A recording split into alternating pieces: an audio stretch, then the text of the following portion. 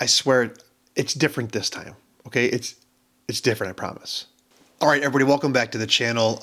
Listen, I know I said that I wouldn't buy any new cameras for 6 months, and I'm absolutely breaking that right now in this video, but this for really good reason, and it's not to justify a purchase or whatever, but kind of. As you guys know, or maybe don't know, I'm trying to take photos every day for 365 days. I really am really interested this year on learning, just becoming better and capturing moments and that kind of stuff. I'm really, really interested in that. And I'm doing that. But I'm realizing that I'm shooting with my phone more than ever, because even something as small as the Fuji X-M5, which I'm recording you on right now, it's still too big to carry with me and put in my jacket pocket. I'm finding more and more as I move away from this desire to be a professional photographer, at least in the short term, because I do see myself kind of going into more like wildlife and stuff like that in the future, but at least in the short term, after documenting, I'm realizing that even something as small as the XS20 is not working for me, and I'm shooting more and more with my iPhone. Now, in the past, I have kind of always had this battle. The battle still rages on, and I've solved it with a couple different cameras that I would not go back to. Actually, to be honest with you, I've been having this debate before I made that video talking about sticking with one camera back in December. I've had this Fuji X-M5 since late December, and at the time I was just like, you know what, I can't figure out what camera I want. I'm just going to stick to this X-M5 and make it work. But as I've gone through more and more on this 365 challenge, I've realized it's just not working for what I want to do, at least for this first 6 months of the year. Now, those past cameras that I've looked at have been something like the Ricoh GR3, GR3X, but I've had those cameras several times, and they're amazing cameras, but they're so limited in themselves that I end up wanting more down the road. I want interchangeable lenses. I want a flip screen. I want to be able to shoot video. So that's important to me. Other cameras I've looked at, something like the Nikon Z30, never purchased it, just wasn't super interested in it. And in the past, I've really always kind of gone back to the Olympus OM Systems OM5 type of cameras, because they on paper do check all the boxes. In fact, that's kind of in the same category as this XM5 we're going to talk about in just a second. It has a flip screen. It can do video with good autofocus. It has a viewfinder. It has IBIS. It's weather sealed. It is awesome on all fronts. And candidly, that could be what I go back to, but I've become really, really spoiled with and accustomed to the way Fuji works. First of all, I understand it, but second, straight out of camera, I've gotten away from heavy editing. I edit when necessary on certain photos if I feel like it, but I really am enjoying the experience of getting it right in camera and just sending it from my camera to my phone and making the posts for that day. It's not reasonable for me on a 365-day challenge to sit down every single day in front of Lightroom or Capture One or whatever I'm using and to edit a photo. I don't have that luxury or ability, nor do I necessarily want to do that. I kind of want to just be in the moment of taking pictures, document, move them to my phone, have them look great off the rip, and go for it. And that's what I've been doing. And that's where the Fuji's been second to none, candidly, and that's where I want to stick with the Fuji ecosystem. And that's why I moved away from going back to something like the OM5.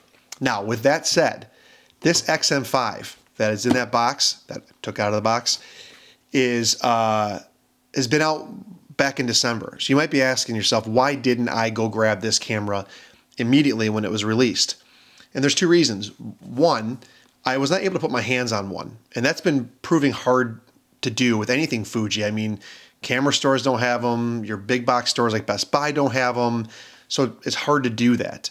The second thing is the lack of EVF really did concern me, and still does concern me, to be candid with you. And then there's the lack of IBIS and the lack of weather sealing. I've had kind of a realization or a come to Jesus meeting with myself that the weather sealing, at least for the everyday carry, is not going to be as important to me, so I can overlook that. Hence the XS20, I was fine with that. The lack of IBIS for photos doesn't concern me. For video, maybe it will, but if you haven't noticed, all my videos as of late are locked off talking head videos. So maybe I don't need that as much as I think I do. And the last one is an EVF. Now, candidly, this is something I do use on occasion, but just to be conscious and aware of what I'm doing and have some self-awareness, I've kind of noted how I've been using the XS20 lately when I've taken photos. And a lot of times I'm hanging the camera out or I'm holding it out in front of me, almost like I do my iPhone, more so than using the viewfinder, way more than I thought I did, candidly. And so maybe the viewfinder is not as important, at least in the short term right now. Now, I do use the viewfinder on the XS20 when I'm shooting like my kids' sports or whatever. I do put the camera up to my eye and try to focus on composition, and I'm intently involved with making sure the autofocus is tracking and that kind of stuff. So I think that will be a challenge with me. But nonetheless, I need a mulligan. I needed a do-over.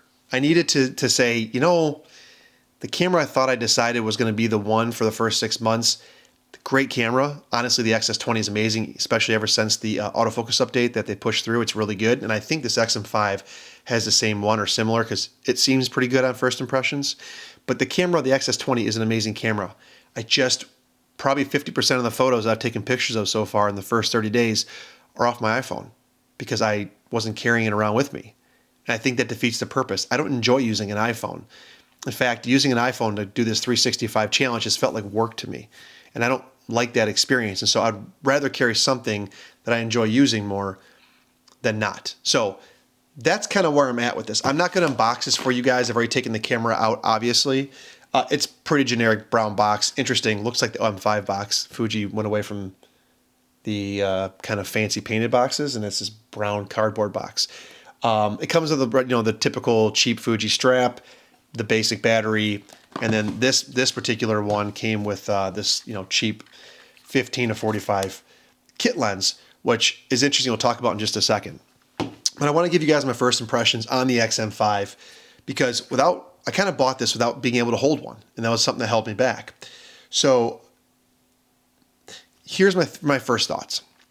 This gives me Micro Four Thirds vibes. It gives me like OM10 vibes. It gives me Lumix GX85 vibes. And the fact that it's kind of got the rangefinder, style body, minus the EVF, so it's like that rectangular body. And it's small, very small. In fact, the size is very, very pleasing. This is exactly what I had hoped. So that's great. Now, with that being said, I was curious about what this material is right here. This material, the grip material, I was hoping it'd be really rubbery and kind of textured. It's not. It's got a texture to it, but it's like a soft plastic maybe? I don't know how to explain it. It's like a soft plastic. And if you have any lens of any size, there's not a lot of purchase to hold on to. The grip isn't great. It's a little bit slippery, okay? But when you put something small like this 15 to 45 on it, this bad boy right here, it's not so bad. It holds really well. And I would imagine that something like a 27-2.8 or an 18f2 or any of the third-party pancake lenses would be a great addition to this and become truly a jacket pocket camera. So from that perspective, I'm not worried. I have already purchased, it's on its way, before our camera even arrived, because I knew this would be a problem, I had already purchased the small rig grip and thumb rest and the little muff covers, which we'll talk about in a second, to go with this, because for anything of any size that's even remotely bigger, something like my 33 1.4 that I have here, or even the Sigma 18 to 50 f2.8, which is not a big lens, I'm going to want to add the grip to it. And I'm suspecting that grip, even though add a little bit of bulk to the bottom, is not going to prevent me from being able to put that in my jacket pocket. Or it'll at least give me the option to use larger lenses when I don't have to be pocketable. I think that's the point. I can make this pocketable, but go bigger if I need to, kind of like I did with the XT30.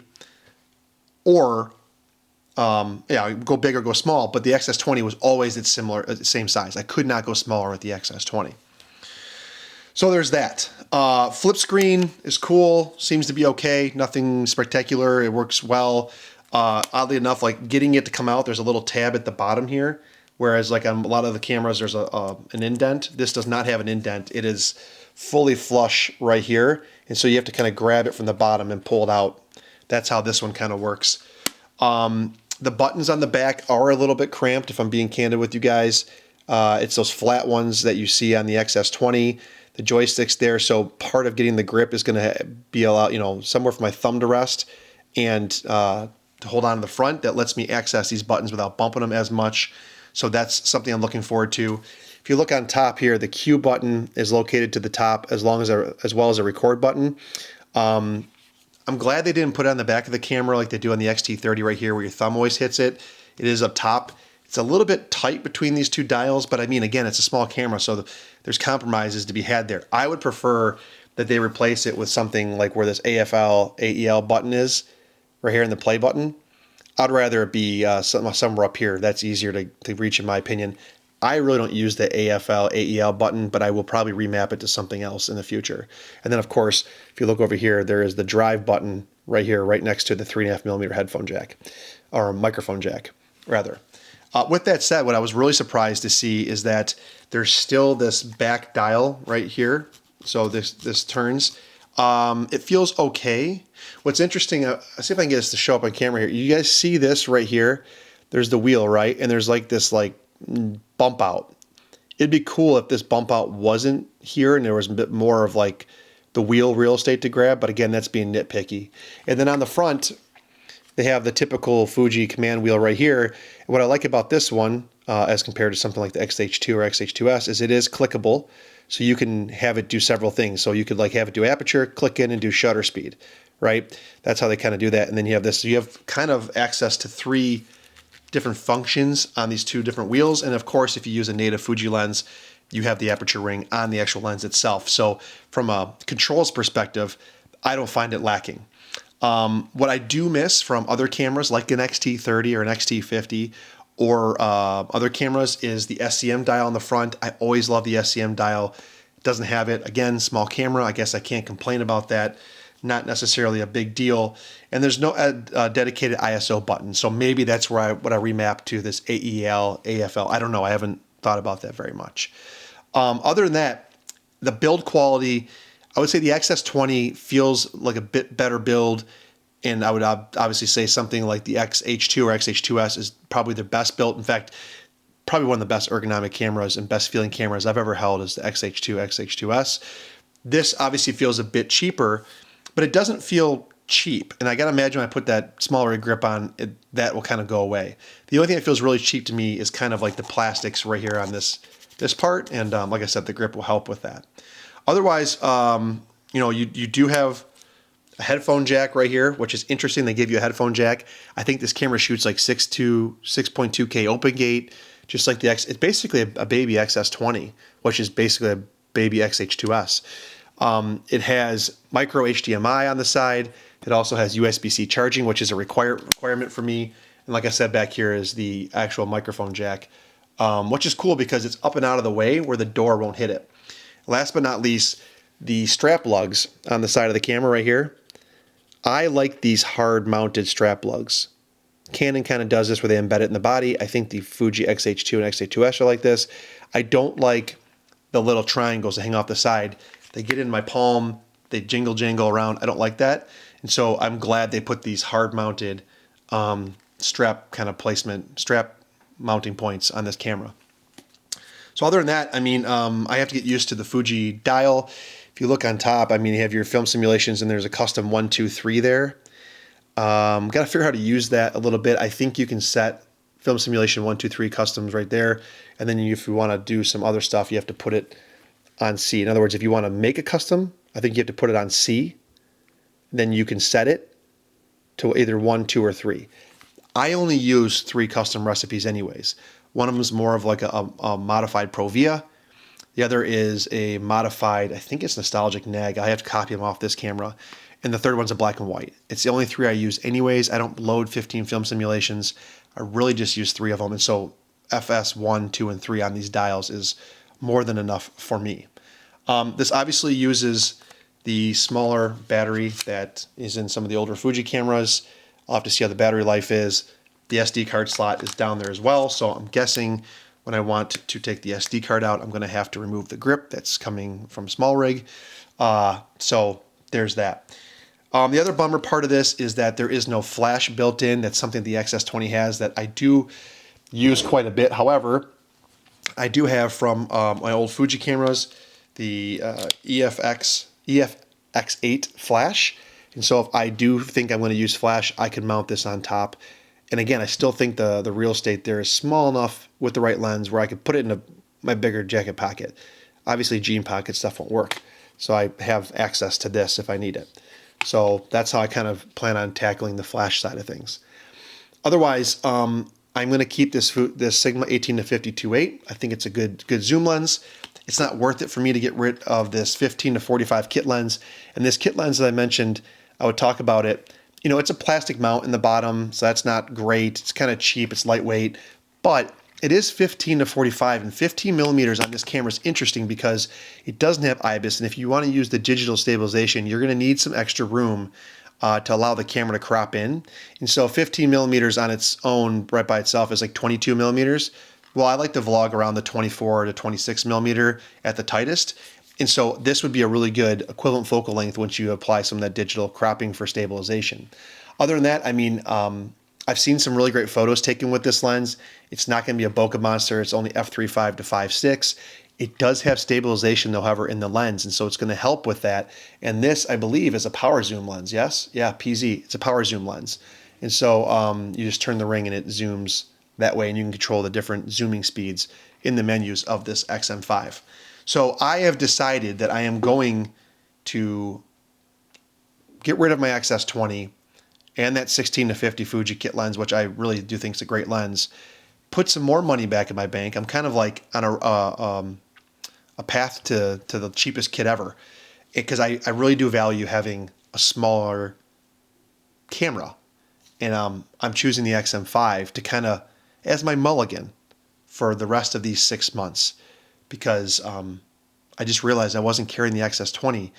And if I end up liking this a lot, I might then buy something later in the year and complement it with a professional camera and something more sports, action, wildlife oriented. I would say the only thing before I close I'm concerned about upon initial impressions is if you look right at the bottom here. Can you guys see this? Do you guys see this line right here? It's where the body comes together. I'll be honest. It doesn't look super robust.